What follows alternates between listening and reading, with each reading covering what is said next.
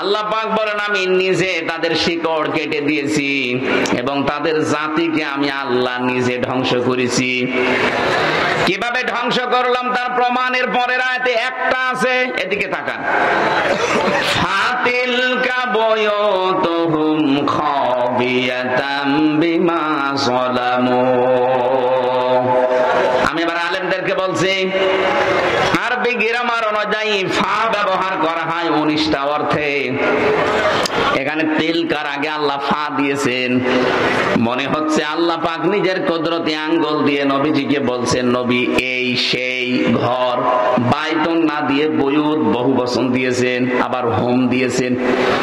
হে নবী এই সেই ঘর, এই ঘরগুলো একটু তাকাবেন আপনি। খাবিয়াতাম বিমা যালামু, এদের জুলুমের কারণে এদের ঘর বাড়ি ব্যবসা প্রতিষ্ঠান অফিস আদালত দেখেন আমি কি করেছি। খাবিয়াতান মানে জনশূন্য, ওজার গৃহ, সার শূন্য। এদের ঘরের দিকে আপনি তাকান তো কি অবস্থা। বাংলাদেশের দিকে এবার আয়াতটা মিলান। 2024 সালের আগস্টের 5 তারিখের বিকাল 5টা বাজতে বাজতে এদেশের যত জালেমদের ঘর ছিল, অফিস ছিল, দেখেন সবগুলো আল্লাহ ওজার গৃহ বানিয়ে দিয়েছে। এর বাস্তব প্রমাণ আমার কুষ্টিয়ার হানিফের বাড়ি,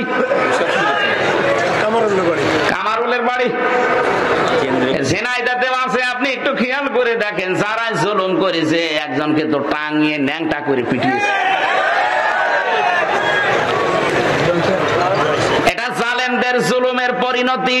বিআন্নাহুম যুলিমু, কারণ তারা জুলুম করেছে। খাবিয়াতাম বিমা যালামু, তাদের এই জুলুমের কারণে আল্লাহ এই শাস্তিটা তাদের দিয়েছেন।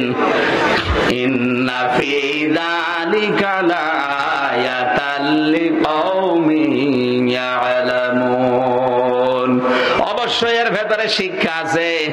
লামে তাকিদ দিয়েছেন, লায়াতান, এর ভেতরে নিদর্শন আছে, শিক্ষা আছে তাদের জন্য। লিকাওমিন ইয়ালামুন, যারা জ্ঞানী সেই সম্প্রদায়ের জন্য। সুতরাং বাংলাদেশে আমরা এখন 18 কোটি মানুষ, যারা আমাদের জন্য শিক্ষা কি? এরা যদি জুলুম 15.5 বছর করার পরে একেবারে সার শূন্য হয়ে যায়, জনশূন্য হয়ে যায়, তাদের বাড়ি ঘর পর্যন্ত উজাড় গৃহ। আপনি তাকান, এখন তাদের বাড়ি ঘর এখন জাতীয় টয়লেট হয়ে গেছে। মানুষ মনে আছে 4-5 জন 7 জন একসাথে দলবদ্ধ হয়ে প্রসাব করছে। আগামীতে কেউ যদি এই চেয়ারে বসে, তারাও যদি এভাবে জুলুম আরম্ভ করে, তাদের বাড়ি ঘর আল্লাহ এভাবে সার শূন্য, জনশূন্য, ওজার গৃহ বানিয়ে দেবে। বুঝেছেন কারা কারা? হাত তোলেন তো। আলহামদুলিল্লাহ, কাজ হচ্ছে। আর বোঝেননি কারা? হাত তোলেন তো। ওই যে একজন মাথা তার কাটা আছে, ওটাকে অনেক মামু নাকি? আপনার সে একজন ছিল না, সে মোটা মতো কি আরাফাত নাকি? ওই সে কই, ওরা মনে হয় আরাফাত হবে না। আমি যেটা বোঝাতে চাইলাম এতক্ষণ, এই যে 5-7 মিনিট আমি আন্দাজে কথা বলছি না, এটা কোরআন দিয়ে দলিল দিলাম। এটা হাজার হাজার বছর আগে লূত নবীর কাহিনী আল্লাহ শুনিয়েছেন এইভাবে। যদি কেউ এরকম আগামী 5 বছর করে চেয়ার পেয়ে, তাদের বাড়ি ঘরও কিন্তু এই হানিফ সাহেবের মতো হবে ইনশাআল্লাহ। এই জন্য থমকেড়াবেন, সাবধান। আমার ভাইরা, বিরহমাতিহি ফাবিযালিকা ফালিয়াফরাহু হুয়া খায়রুম মিম্মা ইয়াজমাউন। রব্বুল আলামিন সূরা ইউনূসের 58 নম্বর আয়াতে জানিয়েছেন, নবী আপনি বলুন, তামাম দুনিয়া যা পেয়ে আনন্দে আছে থাক, আমি আল্লাহর কাছে কিন্তু কোরআন শরীফ শ্রেষ্ঠ সম্পদ। সুতরাং কোরআন যারা পেয়ে আনন্দে আছে, খুশি হয়েছে, তারা দুনিয়ার সব কিছুর তুলনায় শ্রেষ্ঠ সম্পদ পেয়েছে। আজকের এই আলোচনার সাথে সম্পর্ক কিসের? আরো জোরে বলেন। এই যে সুন্দর করে সাজিয়েছে কিসের কারণে? শুধু হামজা আসবে এই জন্য সাজাতো। কতবার তো হামজা এমনিতে ওহাব ভাইয়ের বাড়ি, আরজান ভাইয়ের বাড়ি এসেছে, কই সাজাইতো নি, আজকে এসেছে কোরআনের জন্য, এই জন্য এত সাজগোজ। এই জন্য দুনিয়া থেকেও যদি কোরআনের প্রসারে, কোরআনের শিক্ষায়, কোরআন কায়েমে টাকা খরচ করে, কিয়ামতের দিন ওই টাকার হিসাব আল্লাহ নেবেন না। 2 নম্বরে কেউ যদি পরিবারস্থ লোকদের জন্য তাদের জায়েজ কাজ মিটাতে খরচ করে, ওই টাকার হিসাব দেওয়া লাগবে না। 3 নম্বরে যদি কেউ জিহাদের ময়দানে কাজ করে, ওখানে যদি আপনি যেতে নাও পারেন, ওদের পেছনে খরচ করলে ওই টাকার হিসাব দেওয়া লাগবে না। তাহলে হিসাব হবে না কয়টা জায়গায় টাকা খরচ করলে। আরো জোরে। 1 নম্বরে কোরআনের কারণে, 2 নম্বরে পরিবারস্থ লোকদের জন্য, 3 নম্বরে জিহাদের ময়দানে যারা কাজ করে তাদের জন্য। আশা করছি আমার কথার অর্থ আপনি বুঝেছেন। কথা বলেন না কেন? আপনি বিসিএস ক্যাডার হতে পারবেন, এই লোকটা হতে পারবে। অনার্স মাস্টার্স করেছে, বিসিএস পরীক্ষা দিয়ে যদি টিকে যায়, কালকে ওই এসপি হতে পারবে, এসপি এর পরে এসপি। আমি বিসিএস ক্যাডার হওয়ার জন্য আমি কোচিংও করেছিলাম, পরীক্ষাও দিয়েছিলাম। আমার লিখিত পরীক্ষায় পাস হওয়ার পরে ভাই যে দেখছে আমার 14 বংশ উল্টা পাল্টা, তখন আমারে বাদ দিয়ে দিয়েছে। যদি দেখতো না এর বাবা যারা পালিয়েছে তাদের দলের সভাপতি, এই কথা বলছেন এখানে, যদি দেখতো এর দাদা ওই দলের সেক্রেটারি, বলতো ঠিক আছে সব মাফ, আল্লাহর ওলি আজকে থেকে এএসপি। জিজ্ঞেস করেন, 100 ভাগ বলতো। কারণ আমার সে যোগ্যতা ছিল না তা না, লেখাপড়া করলে আমি হয়ে যেতাম, আমাকে লাইন মতো উঠতে দেননি। এই 15.5 বছর এরকম বহু চেয়ারে দেশের বহু মানুষকে আপনি উঠতে দেননি। আপনি জালেম, এটা মজলুম। এমনকি আল্লাহর রাসূল এখন নেই, রাসূলের নায়েব আছে, নায়েবে রাসূল আলেমদের গায়ে হাত দিয়েছেন। এই কথা বলছেন এখানে। মাওলানা মামুনুল হকের মাথায় দড়ি দিয়ে, তার হাতে হ্যান্ডকাপ দিয়ে, মাথার উপরে হেলমেট দিয়ে, মনে হচ্ছে যে কি নিয়ে যাচ্ছে, অথচ কিছুই না। আমার মতো একটা দুর্বল মানুষের মাথায় তো দড়ি দিয়েছে, হাতে দিয়েছে হ্যান্ডকাপ, আবার পায়ে ডান্ডা বেড়ি, মাথার উপরে লাগিয়েছে সে লোহার টুপি, মনে হচ্ছে যে কি পেয়েছে, গরু না ছাগল। আপনি যদি আমার সাথে এই করেন, মাওলানা মামুনুল হকের সাথে, মাওলানা সাখাওয়াত হোসেন রাজির সাথে এই করেন, আমার মনে হয় যদি নবীজি এখন বেঁচে থাকতো, নবীর মাথায় দড়ি দিত। বলেন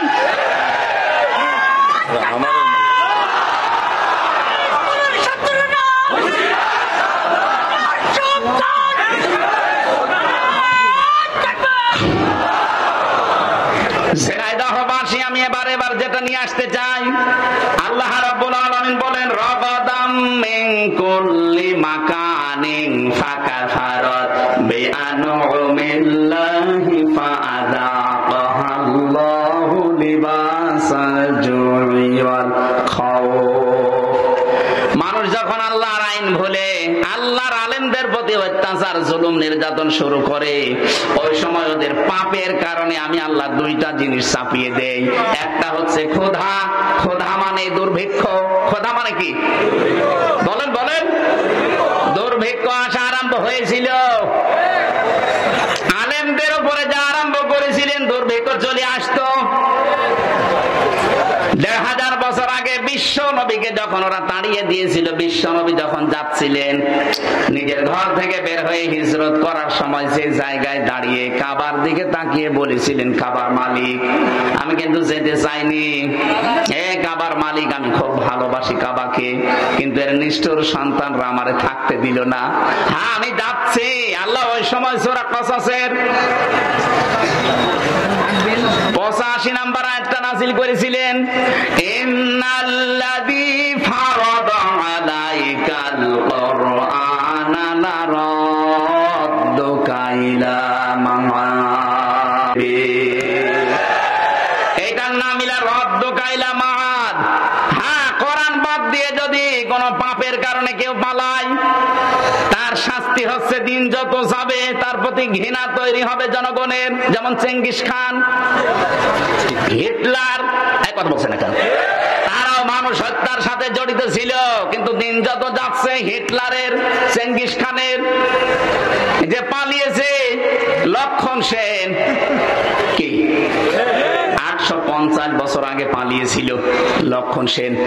এদের নাম শুনলেই মানুষ এখন ঘৃণা করে, কিন্তু কোরআনের কারণে যারা চলে গিয়েছিল টিকতে না পেরে, এই মানুষগুলোকে আবার আল্লাহ এই দেশে ফেরত নিয়ে আসতেছে সম্মানের সাথে। মাওলানা আবুল কালাম আজাদ, ওই যে লাল দাড়িওয়ালা লোকটা বাচ্চু রাজাকার নাম দিয়েছিলেন, সে কিন্তু এমনি এমনি পালিয়ে যায়নি, সেও চলে গিয়েছিল কিন্তু অত্যাচার, নির্যাতনের, জুলুমে, কোরআনের কারণে, না তার পাপের কারণে।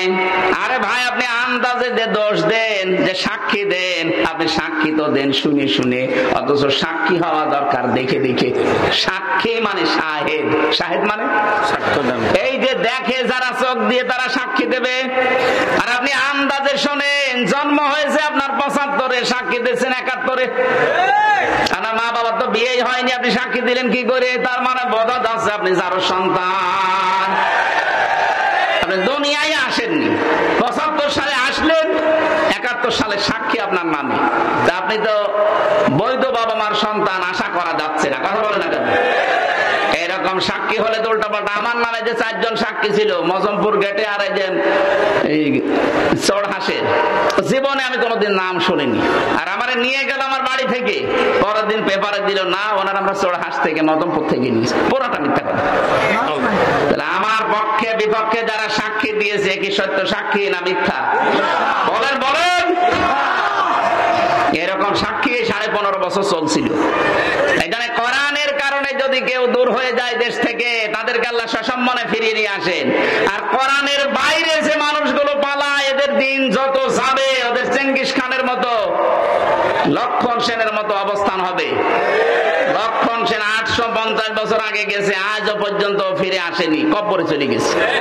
লক্ষণ সেনের যারা আত্মীয় স্বজন পালিয়েছে, ওরাও কেউ ফিরে আসবে না। আর হলো উল্টা পাল্টা ফতোয়া দিচ্ছে ফেসবুকে। এরকম আন্দাজে উস্কানিতে পা দেবেন, পেছনে লাল হবে গোপালগঞ্জের মতো। দেখেন না, আর্মি শুধু একটু দিয়েছিল, ওই কয়েকদিন শুনলাম গোপালগঞ্জ থেকে ঢাকার ভাড়া দাঁড়িয়ে গেলে 1000, বসে গেলে 300। কেউ বসতেও পারে না, দাঁড়িয়ে শেষে 1000 টাকা দিয়ে যায়। এরকম অবস্থা হবে যদি উস্কানিতে পা দেন। ও পালিয়ে গেছে, আজকে শুনলাম, আজকে অসুস্থ, ওর নাকি চিকিৎসা হচ্ছে না এখন। আজকে দেখলাম পেপারে অসুস্থ, চিকিৎসা হচ্ছে না। ও ছাতা কবে টেনশনে মরে যাবে, কথা বলে না কেন? আর তার উস্কানিতে পা দিয়ে আপনি ছাদে পা দিয়ে লাফাচ্ছেন। লিস্ট করে রাখো, আমি আসতেছি। আপনি আস্তে আস্তে তো কব্বরে চলে যাবেন লক্ষণ সেনের মতো। ঝিনাইদহবাসী, আয়াতের শেষে ছিল আল্লাহ তাদেরকে মজা চাকিয়েছিলেন। এই কারণে নবীজির উপর যখন জুলুম অত্যাচার তারা বাড়িয়েছে, নবীজি বরদোয়া দিয়েছিলেন, আল্লাহ দুর্ভিক্ষ দিও। এমন দুর্ভিক্ষ দিয়েছিল তাদের, খাবার আসা ওই আশপাশ যে ইয়ামেন থেকে, সিরিয়া থেকে, কুয়েত থেকে, কাতার থেকে খাবার বন্ধ হয়ে গিয়েছিল। এটা নবীদের বরদোয়া। এই 15.5 বছরে এদেশ থেকে বহু কিছু আমরা হারিয়ে ফেলেছি, আলেমদের বরদোয়া। কত আলেমকে আমি তাহাজ্জুদের নামাজ পড়ে হাউমাউ করে কাঁদতে দেখেছি। মাওলানা শাখাওয়াতকে, মাওলানা মামুনুল হককে আমি শিশুর মতো কাঁদতে দেখতাম। তাহাজ্জুদের নামাজে 1.5 পারা, 2 পারা, 3 পারা, 5 পারা পর্যন্ত উনি পড়তো। 2 রাকাত নামাজে 3 পারা পড়ে এমন কান্না আরম্ভ করতো, মনে হচ্ছে কেউ মারা গেছে। আমি তো পাশের রুমে 3 বছর ছিলাম ওনার সাথে। এ জালে আলেমদের কথাগুলো আল্লাহ একদিনও শোনেনি? বলেন। কত বিডিআর 1 মাস পরে রিটায়ার্ড হয়ে যাবে, অথচ 14 বছর জেল খাটতেছে। এরা রাতের বেলা যখন উঠতো, আমার বাবার চাইতেও বড় তারা, কি কান্না তাদের, এমন একটা আওয়াজ দিত, আমার মনে হয় এই দীর্ঘশ্বাস, এই আওয়াজ আমার আল্লাহর আরশে গিয়ে ধাক্কা খেয়েছে। জালেমদের পতন এমনি একদিনে হয়নি, বহুদিনের জমানো পাপ। এই যে বহুদিনের জমানো পাপ, এটা আমি বানালাম। সূরা আলে ইমরানে আছে 4 নাম্বার পারা 12 নাম্বার পৃষ্ঠা 9 নাম্বার লাইনে আছে, ইন্নামা নুমলি লাহুম লিয়াজদাদু ইসমা। আল্লাহ পাক বলেন ওদের পাপের বোঝা যখন পরিপূর্ণ হয়ে যায় ওয়ালাহুম আযাবুম মুহিন, তখন আমি অপমানজনক শাস্তি দেই। আগস্টের 5 তারিখ থেকে আজকের এই নভেম্বর ডিসেম্বরের 2 তারিখ পর্যন্ত এই 3 মাস 3 দিনের ভেতরে আপনি তাকান কি অপমান আর বাকি আছে বলেন জালেমদের। আজকে জনায়েত বলককে নাকি জঙ্গিদের সাথে ফাঁসির আসামিদের থাকতে দিয়েছে। উনি এমপি ছিল, মন্ত্রী ছিল, ওনাকে ডিভিশন দেয়নি, তাই আন্দোলন করবে। আরে শয়তান, ও কি এমপি মন্ত্রী কি ভোটের এমপি মন্ত্রী যে ওরা ডিভিশন দেওয়া লাগবে? ভোটের এমপি ছিল যে অধ্যাপক মিয়া গোলাম পরোয়ার, তারে আপনি ফাঁসির কন্টেম সেলে রাখলেন, জঙ্গিদের সাথে রাখলেন, তখন মানবতা কোথায় গেল? এখন যারা এই কথাগুলো তুলছে এদের পিটিয়ে লাশ বানানো দরকার। শয়তান আমার 3 বছর মোবাইল দেয়নি, বিচ্ছিন্ন করে রেখেছিল সরকারি মোবাইল থেকে যোগাযোগ, ফাঁসির কন্টেম সেলে আমার রেখেছিল, তখন তো কোনো কথা বলনি। কত এমপি কে আমি পেয়েছি, তাদেরকে ডিভিশন দেওয়া দূরের কথা, কন্ডেম সেলে রেখে দিয়েছিল। আর এখন ওদের মানবতা উতলিয়ে পড়ছে। এই জালেমদের দোসর যেগুলো, এগুলোর এখনো মায়ের হয়নি, এগুলো এখনো পিটিয়ে গাছ বানানো দরকার। আল্লাহ বলেন ফাযাকাল্লাহ, ওদেরকে আমি আল্লাহ মজা চাকাবো। আল্লাহ যদি ঠাট্টা করে কথা বলতে পারে, আমরা বললে দোষ কি? আল্লাহ বলছেন ফাযাকাল্লাহ, আমি আল্লাহ নিজে ওদেরকে স্বাদ চাকাবো, ওদের পাপের স্বাদ। 1 নম্বরে স্বাদ হচ্ছে লিবাসাল জো, খোদার পোশাক। পোশাকের নাম দিলেন কেন? কারণ একটা পোশাকে মানুষের বিভিন্ন জিনিস ফুটে ওঠে। পোশাকের দ্বারাই তার স্ট্যাটাস, তার যে মান সম্মান, তার মর্যাদা, তার যে কোন লেভেলে আছে লোকটা, সেটা পোশাকে ফুটে ওঠে। এই জন্য বাদশাদের পোশাক দেখবেন আলাদা। কথা বলছে না কেন? আল্লাহ বলেন এমন খোদা দারিদ্র দিয়েছিলাম ওই জামানায় নবীর বরকতে, বরদোয়ার বরকতে, বরদোয়ার ফলে এই মানুষগুলো পায়খানা আর এর সাথে মদ মিশিয়ে, পায়খানার মদ মিশিয়ে বড়ি বানিয়ে বানিয়ে ওরা খেয়েছিল। আলেমদের বরদোয়ার কারণে দেশটাও রসগোল্লা যাচ্ছিল। কিন্তু আমার আল্লাহ মনে হচ্ছে হাতে ধরে 5 তারিখে বাঁচিয়ে দিয়েছে।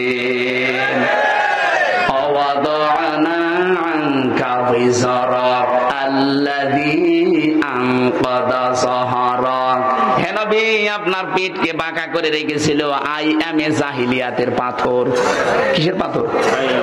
আইয়ামে জাহিলিয়াতের পাথর আপনার পিঠকে বাঁকা করে রেখেছিল। আমি কি পাথর সরিয়ে দেইনি বোঝা?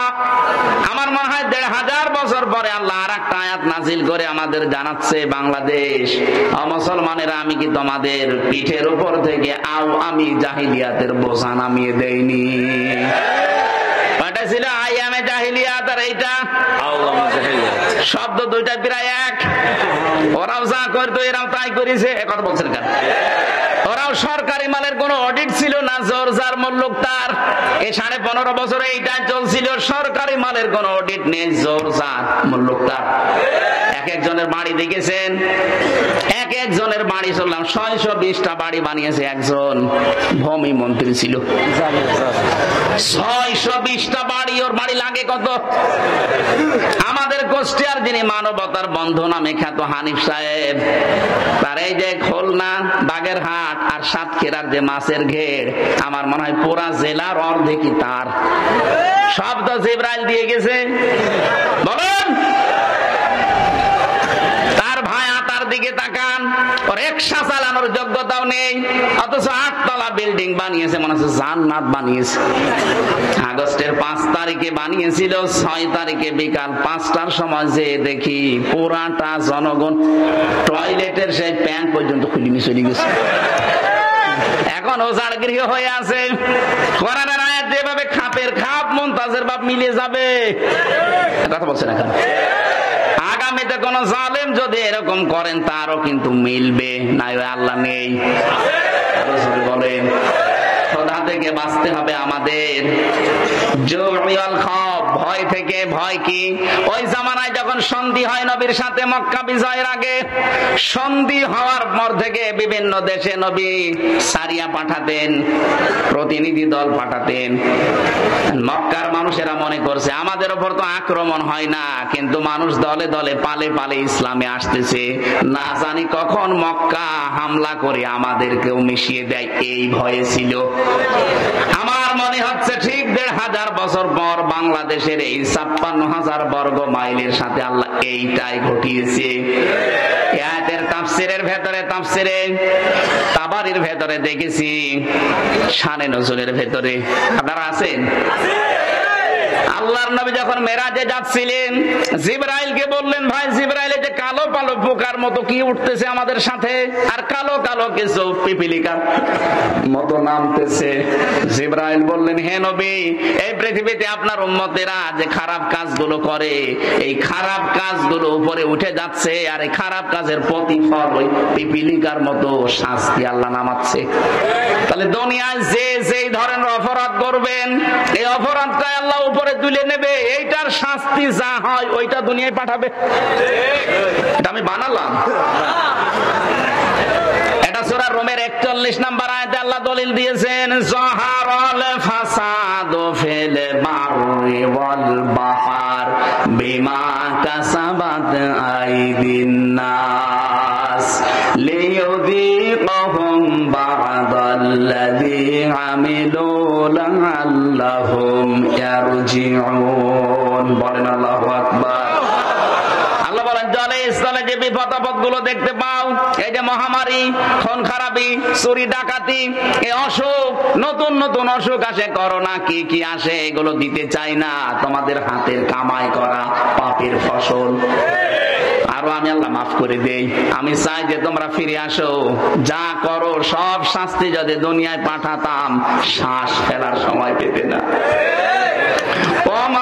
আসাবাকুম মিন মুসিবাতিন ফাবিমা কাসাবাত আইদিকুম ওয়া ইয়াফু আন কাসীর। বলেন আল্লাহু আকবার। সূরা শুরার ৩০ নম্বর আয়াতে আল্লাহ জানিয়েছেন, যা করো সব পাপের শাস্তি যদি দুনিয়ায় ফেলতাম, একটা শ্বাস নেবে সে সময়ও পেতে না। আমি অধিকাংশ গুলো আমার গাফফার নামের খাতিরে মাফ করে দেই। বলেন সুবহানাল্লাহ। এজন্য আমরা এখন থেকে সাবধান, যে যে অপরাধ করছি এইটা কিন্তু ঘুরে আমার প্রতি আবার নাজিল হবে। যারা গোপন অপরাধ করেন, গোপন অপরাধের শাস্তি আছে। যারা গুনাহ গোপনে করেন, তাদের চেহারার উজ্জ্বলতা আল্লাহ নষ্ট করে দেবে। এদের এখানে তাকাবেন, যাদের চেহারা দেখতে খারাপ, বিশ্রী, তাকাতে মনে চায় না, মনে করবেন ও গোপনে গুনাহ করে।